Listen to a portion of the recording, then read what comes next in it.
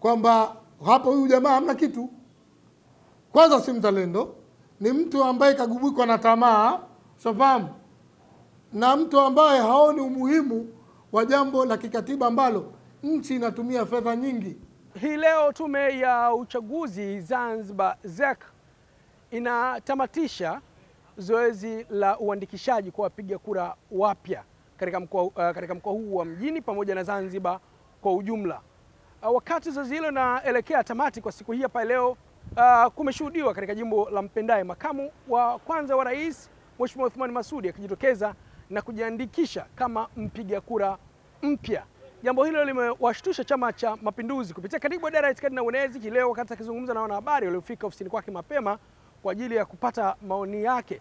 Amewaeleza kushangazwa na jambo hilo, haswa na chama cha ACT ambacho kimempa mamlaka makubwa zaidi Mheshimiwa Othman Masoud, kwa kushangazwa na alioita uzalendo hasi wa kwake, kwa kuwa hakuwahi hata siku moja kumpigia kura hata yule Maalim Seif ambaye anamwamini.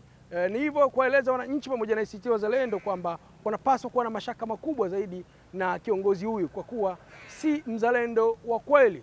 Mimi nadhani kwamba ACT Wazalendo wajue kwamba huyu bwana hajawahi kuwa upande wa tangu kafu mpaka ACT Wazalendo mpigia kura, na bahati nzuri amesema uongo pale wakati mpokuwa na mhoji. Kazungumza kwamba sio alikuwa nje ya nchi. Othman Masoud tangu anaajiriwa nchi hii hajawahi baada ya kumaliza masomo yake kukaa nje ya Zanzibar kwa kipindi chote. Alikuwa mtumishi wa umma zaidi ya mwaka mmoja, hajawahi. Alikuwa DPP, alikuwa mwanasheria mkuu, yote. Na hii sasa ndio ushahidi, na ndugu zangu wa ACT wajue kwamba huyu shida yake cheo. Maana yake ni nini? Hajawahi kumpigia Seif Sharif kura. Lilikuwa leo limekwenda leo, si zoezi la kuboresha taarifa za wapiga kura. Zoezi la uboreshaji la wapiga kura tume ya uchaguzi ililifanya tangu 2020, ilikuwa mwezi wa 7, ndipo lilikuwa zoezi la kuboresha taarifa za wapiga kura. Lakini hili ni daftari la kuandikisha wapiga kura wapi, na nashangaa sana, lakini inawezekana mkukumbuka ni historia ya chaguzi zetu. Tumeanza mwaka gani? Tumeanza 2095 kama mnakumbuka. 95 sote, mimi bahati nzuri niliwahi tangu 95 kujiandikisha. Pale mimi kwa Tumembeni tulijiandikisha, lile jengo la wavuvi lilikuwa uchaguzi wa 95 tukajiandikisha pale. Lakini tulipokuja uchaguzi wa 2000 tume ikabadilisha vitambulisho, tulikwenda kubadilisha tu, hatukwenda kujiandikisha, na mpaka leo. Na ndio maana ukaona hivi leo mmemwona tu sasa kuja kujiandikisha tangu 95, mmemwona kujiandikisha upya. Madhuru mmemwona kujiandikisha upya. Babuduni mmemwona kujiandikisha upya. Kama kwenda kuboresha taarifa zake, kwa sababu wale wao kwenye daftari la tume tangu zamani. Huyu ni kiini macho, lakini leo Mungu kamfezei. Na hili lazima Wazanzibari wajue, ilikuwa hana njia, lazima afanye hivyo. Na hili hakulitaka, na kwambeni kwa sababu gani hakulitaka. Lakini kulikuwa na mjadala mkubwa ndani ya chama cha ACT. Itakuwaje wewe mgombea urais alafu usipige kura? Na alikuwa anaogopa aibu hii. Na hii tulisema siku za mwezi 40 kwa mfano. Yeye anasema kaenda kuboresha taarifa zake. Lakini juzi mliona nyie alizuiliwa kule Angola, na ratiba ya kikao kile ambacho cha chama cha upinzani kule Angola cha Unity walikuwa kinamaliza leo. Wao walikuwa wanarudi tarehe 18, wanarudi tarehe 18 ambayo ilikuwa tarehe 18 zoezi limekwisha. Asingezuiliwa kule, kwa maana hiyo hata hili nalo angekosa kujiandikisha. Lakini mimi nikupende ripoti, katizameni taarifa za tume uchaguzi, tume uchaguzi kuanzia mwaka 2000 mwaka 2000 walianza kutunza rekodi. Leo nendeni kwenye Google site, si anasema ni kwa jimbo lake Mpendae. Katizameni kituo chochote, kama utakuta jina la Othman Masoud huwezi kulikuta. Hakuwa mpiga kura, hakuwa mpigia kura vipindi vyote Maalim Seif. Na hii mimi natoa challenge, twendeni tukaangalie rekodi za tume ya uchaguzi. Hapo anaposema jimbo la Mpendae mpendaye Othman Masoud hakuishi. Ukiangalia sheria hii hapa, tume uchaguzi, bahati nzuri, sheria hii hapa, tume uchaguzi, ukisoma hii hapa kifungu cha 12, hii hapa inasema wazi, ukiacha ya kwanza, uwe Mzanzibari Mtanzania, uwe umetimiza miaka 18, uwe na akili timamu, lakini inakwambia uwe umeishi katika jimbo husika, sheria husika miezi 36. Tena basi sheria ikasema mfululizo. Hii hapa maana mfululizo, manake usiome ama mpendea na nyumba tu, na ndio maana hata kwenye daftari la sheria hayumo. Tusishangae kuja kwa kipingamizi na wananchi. Hii ndio sheria ya tume, hii hapa iko wazi. Kwa maana hiyo, kwanza kadanganya, zoezi hili si la kuboresha taarifa. Kama mwanasheria mkuu hapa vipindi vyote hivyo kasafiri lini? Nachotaka kusema kwamba leo 40 ya mbeane imefichuka, na nawaambia ndugu zangu ACT, huyo hakuwa anamuunga mkono Maalim Seif. Maana ungekuwa kumuunga mkono Maalim Seif, ungelienda kumpigia kura, na swala la kura sasa si swala la vyama vya siasa. Inaweza kusema mimi sijishughulisha na siasa kwa sababu sheria ilikuwa inanikataza, lakini kupiga kura ni zoezi la wananchi wote. Hakuwemo kwenye daftari, na mmemsikia mkurugenzi wa tume, huyu ni mpiga kura mpya.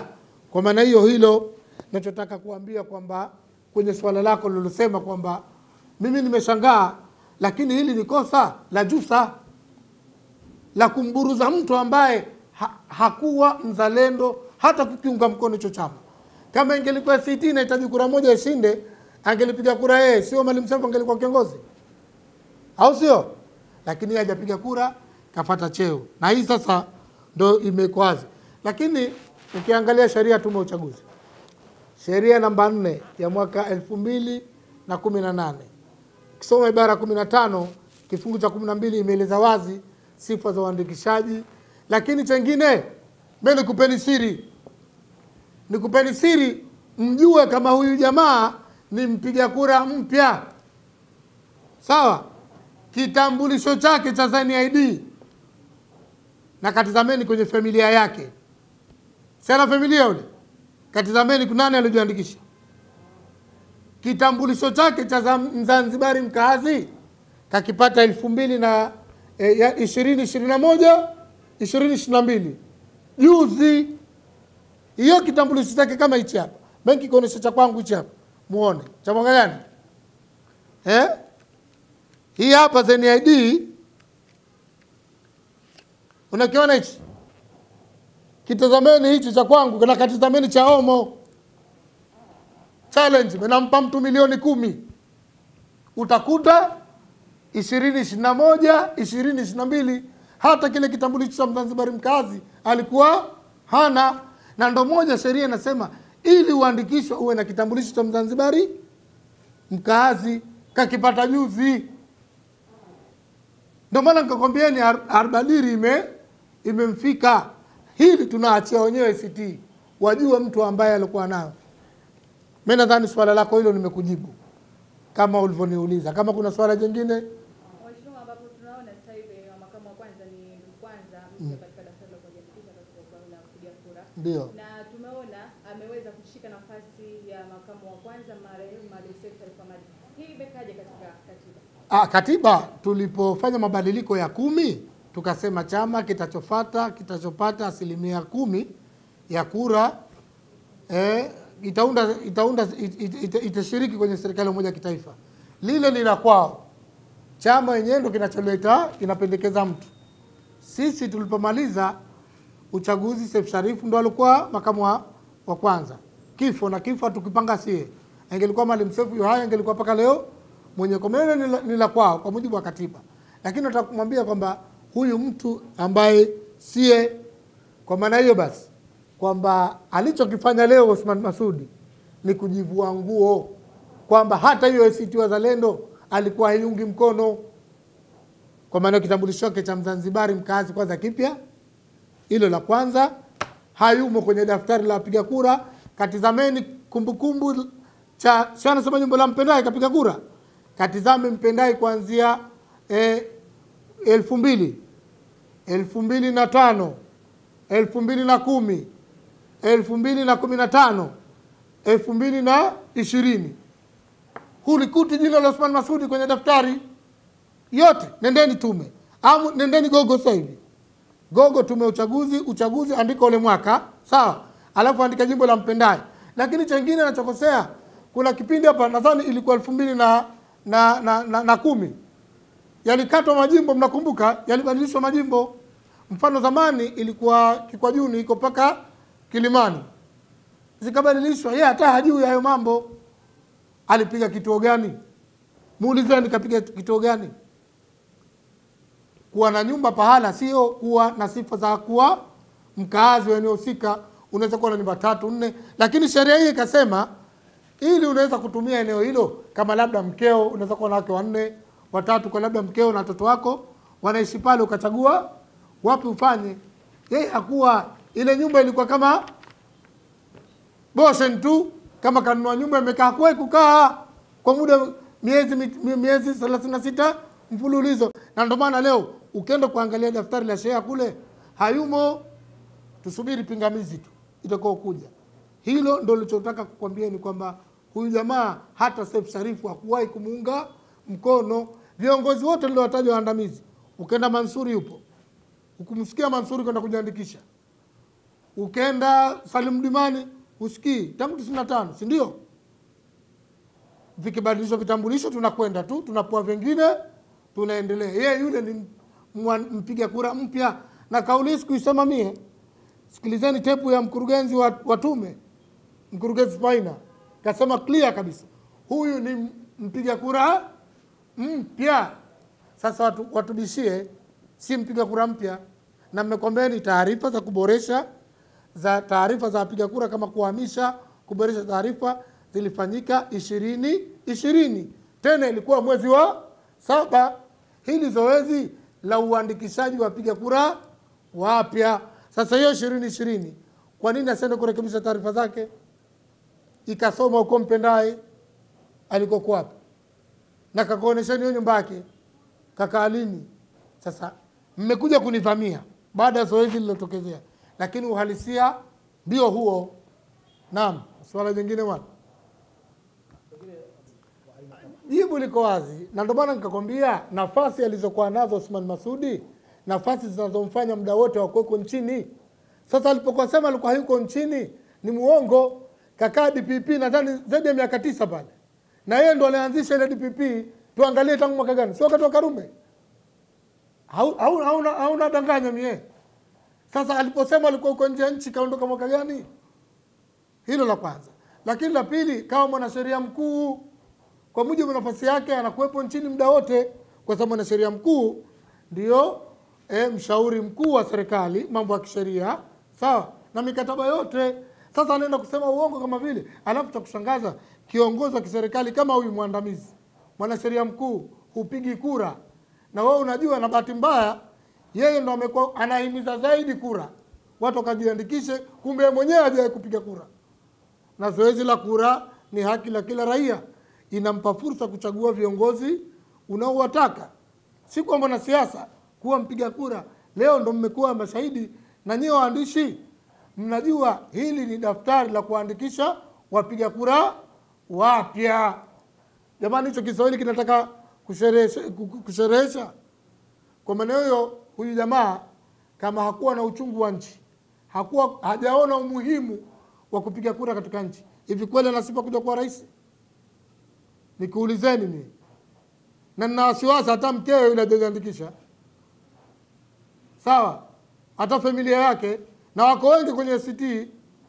Kwa maana zogo tushangwe, wenzio wanaumia, kina Chusa na wengine kina Mazuri, kina Mabuduni wanaenda kuahini, wanaenda kumpa mtu hata kura Maalim Seif haja kumpigia. Ni aibu, tena ni fedhea kabisa kwa chama kama cha ACT. Analala kusema, na nakwambieni, zani ID yake hii hapa yangu mie. Hii utaona tangu 95, unaona hii? Tangu vilianza kutolewa. Hivi vya pili vimebadilishwa. Unakwenda tunabadilishwa. Kama ulizeni chake cha zamani kiko wapi? hicho chake mtaona 21 22. Sikajiandikisha kule, record zipo namba. Kakitazameni alafu nendeni mtaona. Hata ZNID yake alikuwa hana. Kwa hiyo tunatafsiri nini sisi jambo hili? Tunatafsiri jambo dogo tu kwamba hapo huyu jamaa hamna kitu. Kwanza si mzalendo, ni mtu ambaye kagubikwa na tamaa, unafahamu? Na mtu ambaye haoni umuhimu wa jambo la kikatiba ambalo nchi inatumia fedha nyingi kama swala la uchaguzi. Leo watu wanalalamika viongozi kwenye majimbo, kwenye wadi. Hata rais yeye hajawahi kumpigia kura rais wa nchi hii. Hata hao waliomteua huko nyuma, Sheni, Karume, hajawahi kuwapigia kura. Ndio tafsiri yake ni hii. Mimi nimekwambia, mimi tangu 95 nimeandikishwa Miembeni pale. Kipindi hicho CCM na CUF. Mungu amrahamu kakaangu Hamis Bahanju, Salum Divana anamjua yeye, hata hamjui. Osman Masudi alikuwa kaka yetu pale Miembeni.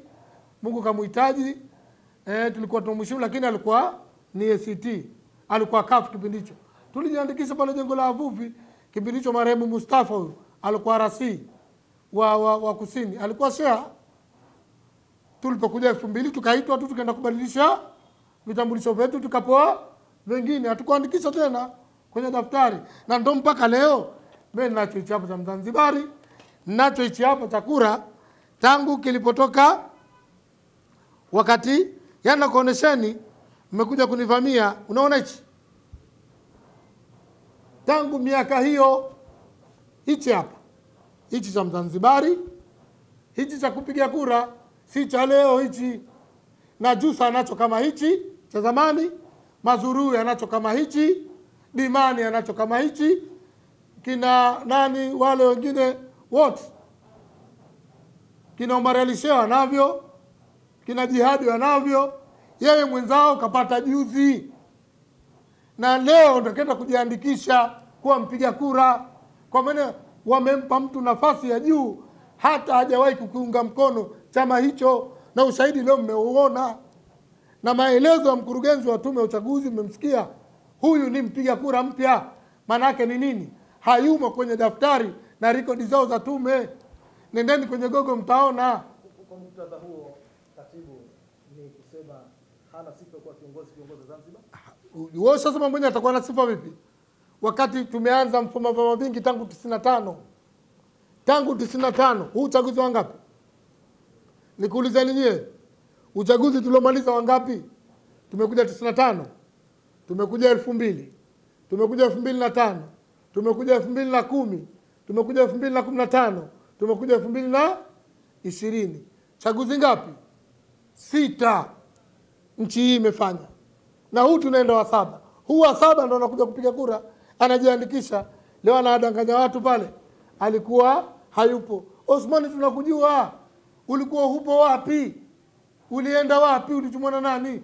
Tuambie. Na hicho akikataa, nakwambieni nitakupeni ushahidi. Tutakwenda mpaka kwenye idara ya uhamiaji, pasipoti yake itakuonesha lini alitoka nje ya nchi. Kipindi hicho alikuwa hayupo kwa muda wa mwaka. Uongo mtupu tu. Muda wote alikuwa hapa. Hakuwa na muunga mkono Seif Sharif Hamad, wala wengine alikuwepo. Ukweli ni huo. Maana mtu kimunga mkono angalau angelikuwa kapiga kura, japo kwa siri. Kura si siri. Lakini hata kura hakuwa mpigaji kura. Hana sifa ya kitambulisho cha kupiga kura. Hana. Hiyo ndio kauli yangu. Kwa maana ukimwona kiongozi aina hii, hana sifa kwa watumikia watu. Hao walombeba huko kina Jusa buruza kumpamba pamba ndio leo anayaona. Na hii ingelikuwa aibu zaidi. Na ndio maana nikakupa shahidi kwamba wao walikwenda Angola.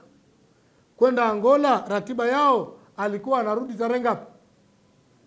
Kesho. Kwa maana daftari ningekuwa nimemaliza, ingelikuwa ile safari yao imekuwa hata kwenye daftari asingekuwemo.